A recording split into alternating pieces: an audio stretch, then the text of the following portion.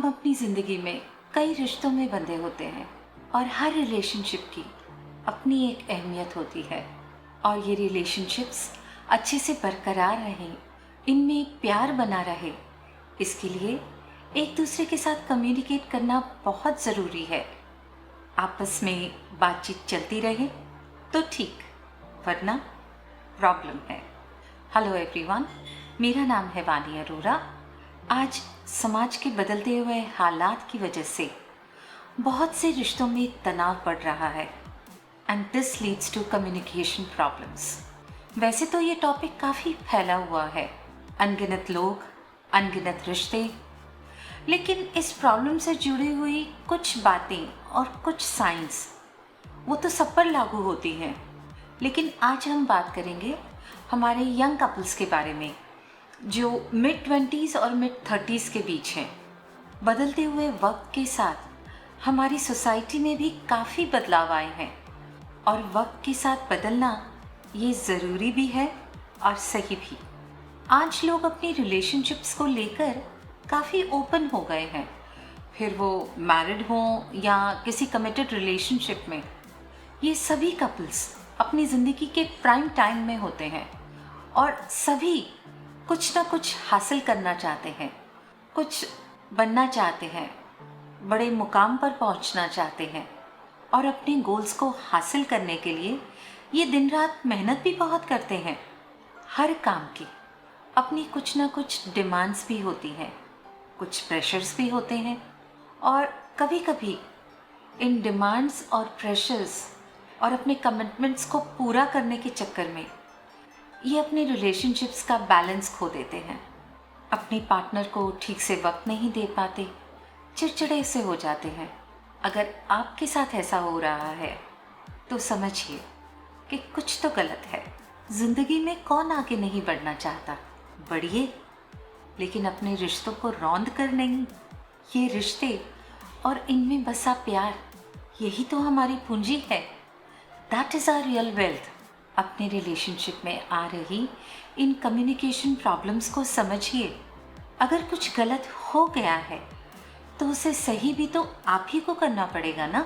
आगे बढ़ने से पहले मैं एक बार फिर रिपीट करना चाहूँगी कि मैं कोई एक्सपर्ट नहीं। अपनी ज़िंदगी में अपने आसपास जो देखा, जो समझा, वही आप लोगों से शेयर कर रही हूँ। हाँ, तो हम इस कम्युनिकेशन प्रॉब्लम को समझने की कोशिश कर रहे थे। अब कैसे जानें कि वाकई में ये प्रॉब्लम है?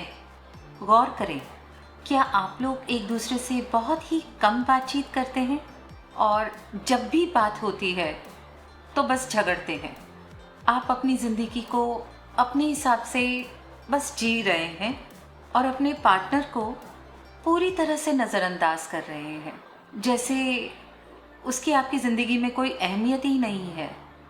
नाराज़गी तो हर रिश्ते में होती है, लेकिन आप उस नाराज़गी को दूर करने की कोशिश नहीं करते, एक दूसरे को मनाने की भी कोशिश नहीं करते, किसी भी बहाने से एक दूसरे से दोबारा बात तक करने की कोशिश नहीं करते। ऐसा लगता है जैसे आपको कोई फ़र्क ही नहीं पड़ता। हर गुज़रते हुए दिन के साथ आप दोनों के बीच दूरियां बढ़ती जाती हैं। ऐसे में जानते हैं, आपका किसी काम में भी मन नहीं लगेगा, आप अकेलापन महसूस करेंगे। लेकिन कुछ और ऐसी बातें होती हैं जिनसे आप अपने इस केस को और ज़्यादा बिगाड़ देते हैं। अनजाने में ही आप अपने इर्द गिर्द एक इतनी ऊंची दीवार बना लेते हैं कि आपके पार्टनर के लिए आपसे बात करना या आप तक पहुंचना, आपको समझना नामुमकिन सा होने लगता है। आप एक दूसरे की बुराई के अलावा और कुछ नहीं करते। आप अपने पार्टनर की कोई अच्छाई देखना ही नहीं चाहते।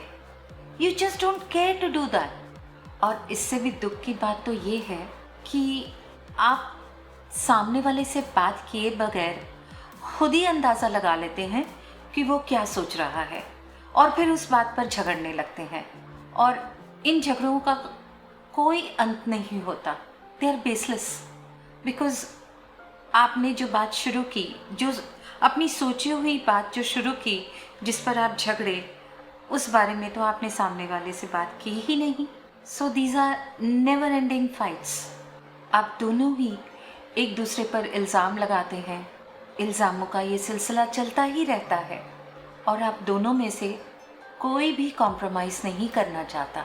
अनफॉर्चुनेटली अगर आपके साथ ऐसा हो रहा है तो देर मत कीजिए।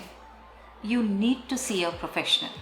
अपनी इस कम्युनिकेशन प्रॉब्लम को ठीक करने के लिए, अपने रिश्ते को बचाने के लिए आपको इतना तो करना ही होगा। किसी भी रिश्ते के टूटने से सिर्फ दो लोग नहीं, उनसे जुड़े हुए सभी लोग अफेक्ट होते हैं। अपने रिश्तों में प्यार का ताना बाना बुनिए, कम्युनिकेशन प्रॉब्लम्स का नहीं। आज के लिए इतना ही।